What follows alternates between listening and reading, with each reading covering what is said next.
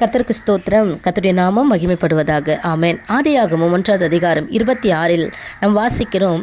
பின்பு தேவன் நமது சாயலாகவும் நமது ரூபத்தின்படியேயும் மனுஷனை உண்டாக்குவோமாக. தேவன் தம்முடைய சாயலாகவே என்ன பண்ணுறாருன்னா மனுஷனை சிருஷ்டிக்கிறார். அவனை தேவ சாயலாகவே சிருஷ்டித்தார். ஆணும் பெண்ணுமாக அவர்களை சிருஷ்டித்தார். ஆமென்.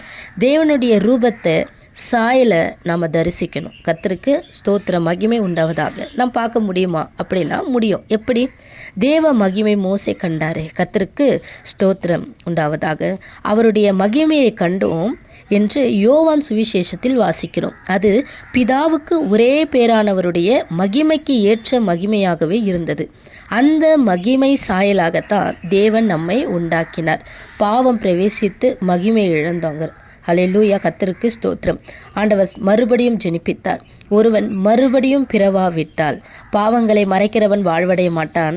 அதை அறிக்கை செய்து விட்டு விடுகிறவன் இரக்கத்தை பெற்றுக்கொள்வான், மகிமையை பெற்றுக்கொள்வான். ஹல்லேலூயா. கர்த்தருக்கு மகிமை உண்டாவதாக. பாவ சாயலில் இருந்து விடுவித்து மகிமையான சாயலாய் ஆவிக்குரிய வாழ்வில் கர்த்தர் நம்மை நடத்துகிறார். கர்த்தருக்கு ஸ்தோத்திரம். ஆமென். ஹல்லேலூயா. ஆதியாகமம் 3வது அதிகாரம் 5 தேவர்களைப் போல் இருப்பீர்கள் என்று சொன்ன அந்த வார்த்தைக்கு செவி கொடுத்து தேவ மகிமையை இழந்தார்கள். இழந்து போனதை தேட நம்மை ரட்சிக்க இயேசு கிறிஸ்து இந்த பூமிக்கு வருகிறார். இழந்து போன மகிமையை மறுபடியும் மீட்டு கொடுத்திருக்கிறார். கர்த்தருக்கு ஸ்தோத்திரம்.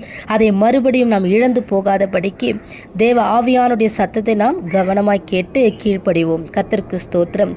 கர்த்தருடைய நாமம் மகிமைப்படுவதாக. நம்மை மகிமையில் அவர் மூடியிருக்கிறார், கிருபையில் மூடியிருக்கிறார், இரக்கத்தால் முடிசூட்டி இருக்கிறார்.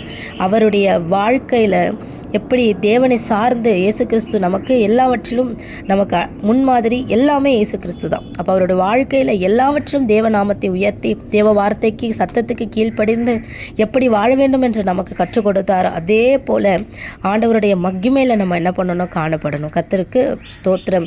தேவ வார்த்தையில் நம்ம காணப்படணும். நம்மளுடைய வாழ்க்கையை தேவ வார்த்தையை மாத்திரமே இருக்கணும். வார்த்தை என்ன சொல்லுகிறது, வேதவசனம் என்ன சொல்லுகிறது என்பதை அறிந்து மகிமையை கிறிஸ்துவை நாம் தரித்து கொள்வோம். கர்த்தர் நாமத்தை உயர்த்துவோம். அந்த கடைசி காலகட்டத்தில் கர்த்தருக்கு ஸ்தோத்திரம். நம்முடைய ஆவிக்குரிய தீவியத்தை நம்ம இழந்து போகாதபடிக்கு பரிசுத்த ஆவியானவர் நம்மை காத்து கொள்வாராக.